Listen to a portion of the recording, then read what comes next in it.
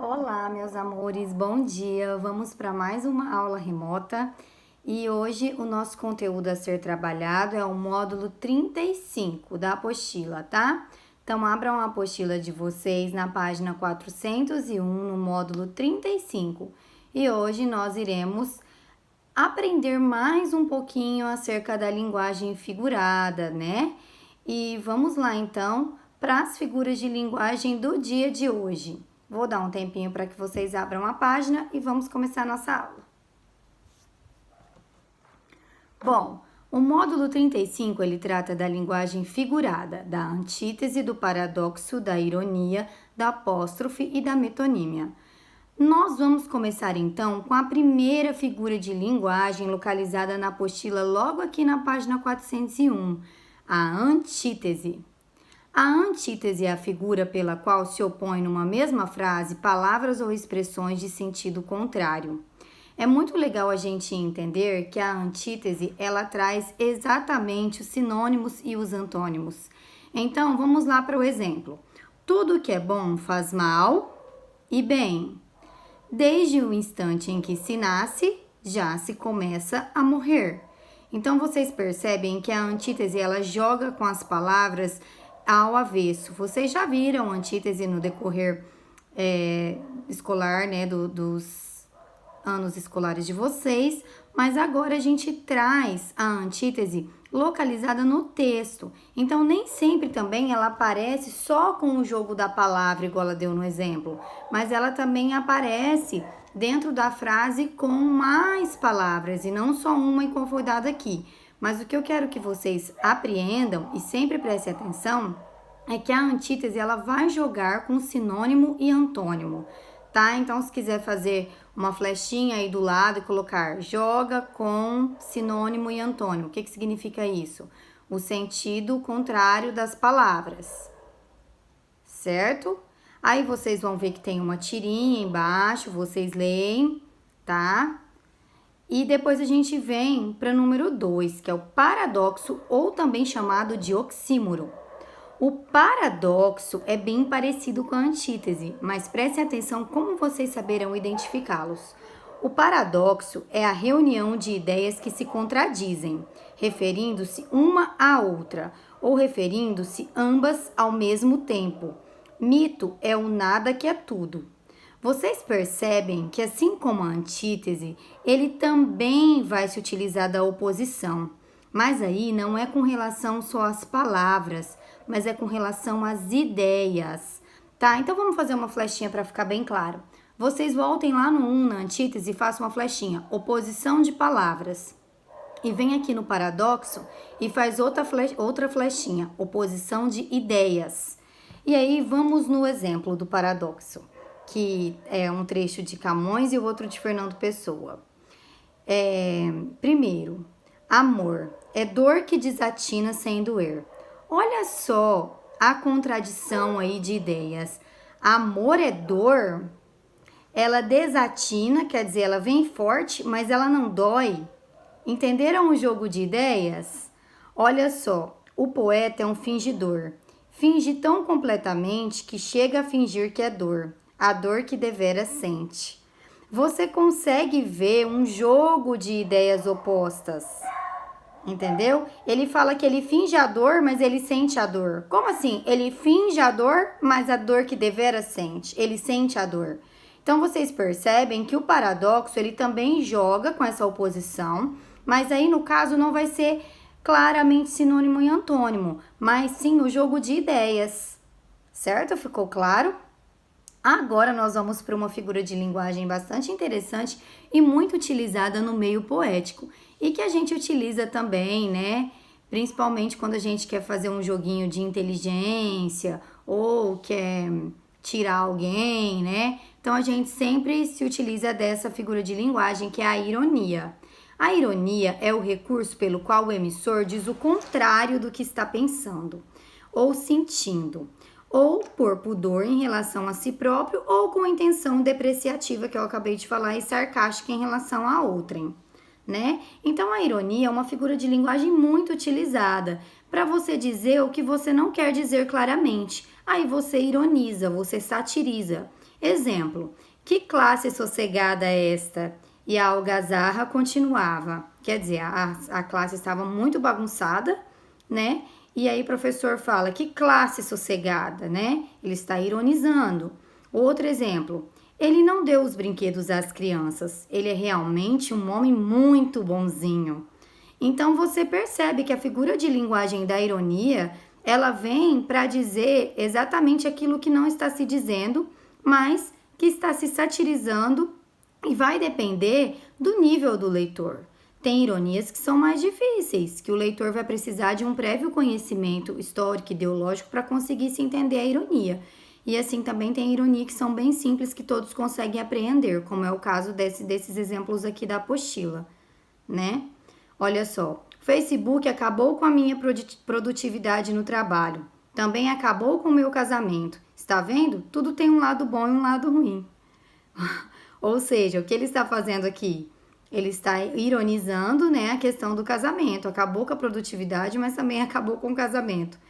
E as ironias, elas são muito utilizadas. E vocês, como leitores, precisam aprender essas ironias para que vocês consigam enxergar onde o escritor, né, quis chegar com a sua proposta temática. E também com relação aos textos de redação, vocês podem ver que a apostila introduziu a redação e ela colocou o módulo 35 entre a próxima parte da dissertação para que vocês entendam essas figuras de linguagem, porque elas são muito importantes na questão interpretativa. Então, elas não vieram por acaso aqui. Elas vieram porque elas são ferramentas importantíssimas à interpretação. E vamos agora pela quarta figura de linguagem, não menos importante, que é a metonímia.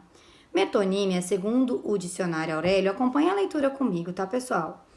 É uma figura de linguagem ou tropo que consiste em designar um objeto por palavra designativa do outro objeto que tem como primeiro uma relação de causa e efeito. Aí ele põe trabalho por obra, de continente por conteúdo, copo por bebida, lugar e produto, porto por vinho do porto, matéria e objeto, bronze por estatueta de bronze, abstrato e concreto, bandeira por pátria, autor e obra, um Camões por um livro de Camões e a parte pelo todo, asa por avião.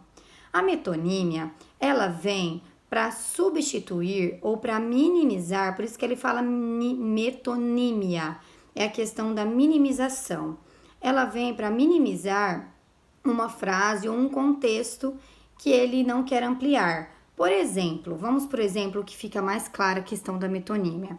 O continente pelo conteúdo e vice-versa. Bebeu o cálice acre de vinagre, isso é, o vinagre contido no cálice. Vamos para o outro exemplo.